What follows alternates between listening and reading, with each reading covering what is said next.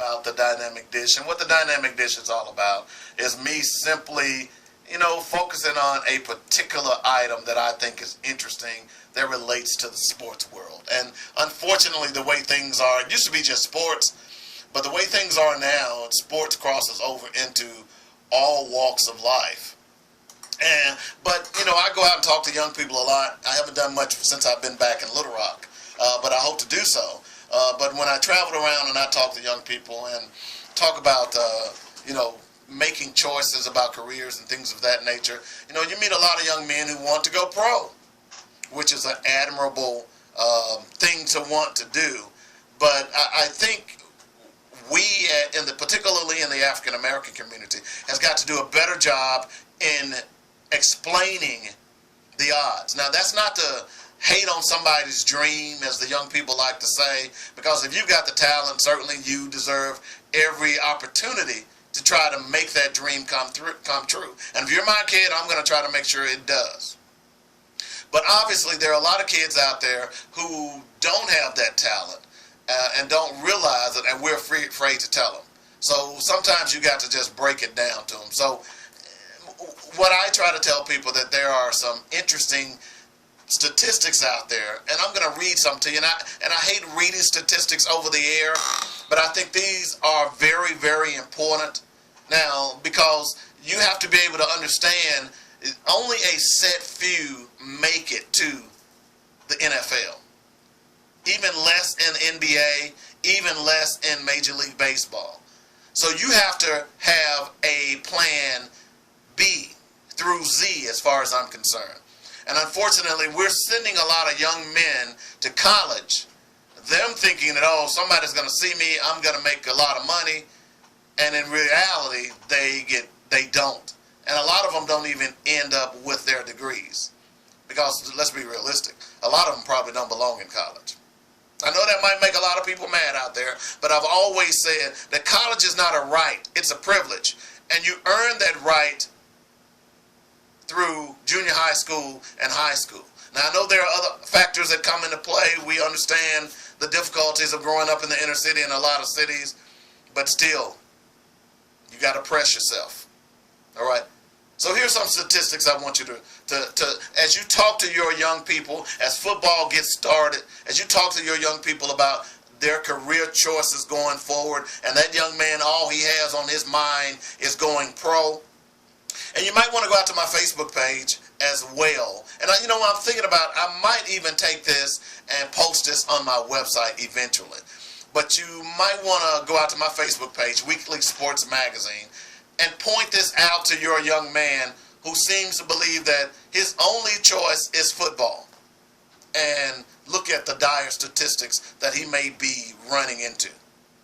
Here are the odds of making the NFL. There are over 1 million high school football players in the country.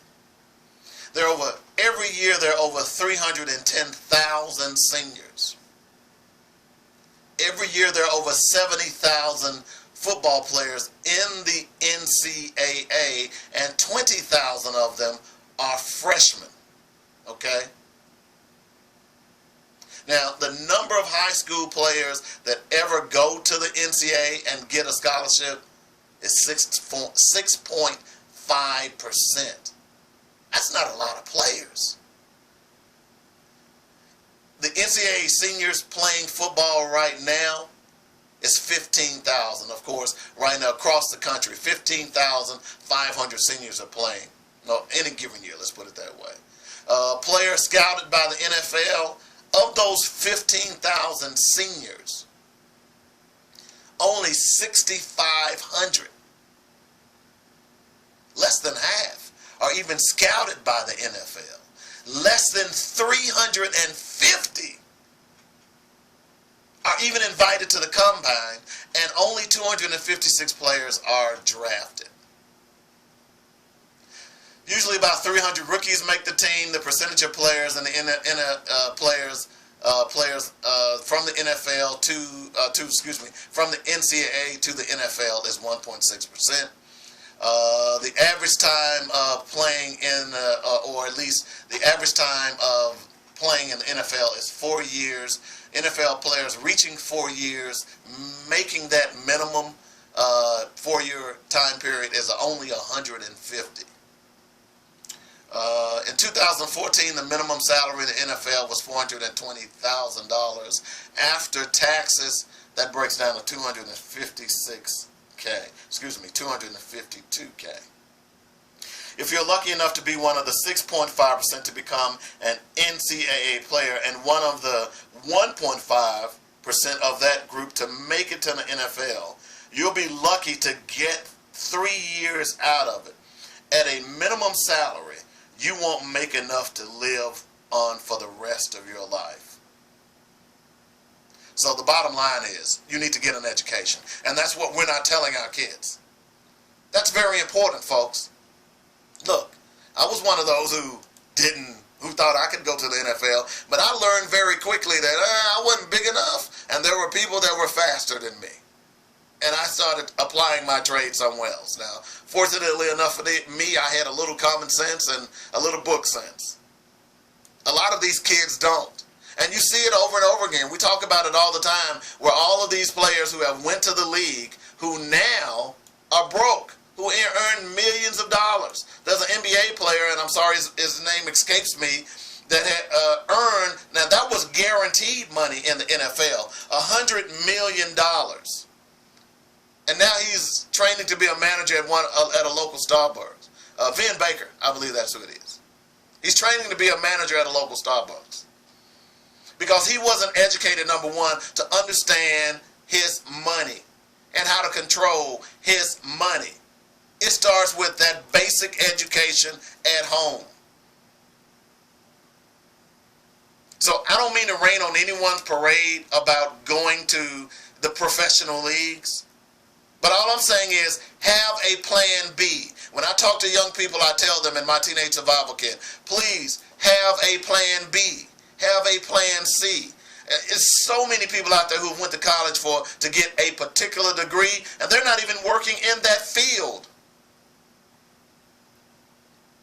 That's what life does to you. And to be one-track minded, to think that, oh, I'm the best of the best. I am going to be that 1.5%. That 1.5% that's going to make it in the league. That's great to feel that way. You got to be positive. But you got to be practical too. And you got to have common sense. So young people, if you're out there listening right there, and parents, if you're listening right now, and you've got a young man out there who's busting his tail, and his goal is to be an NFL player, to make it to the big leagues and play on Sunday, and make mama proud, and buy her a new house. It can happen. 1.5% of the young men has proven that that can happen. So what happens to the other 98.5%? I'm just saying, get an education. And it starts in junior high school, high school. That's where you got to apply yourself.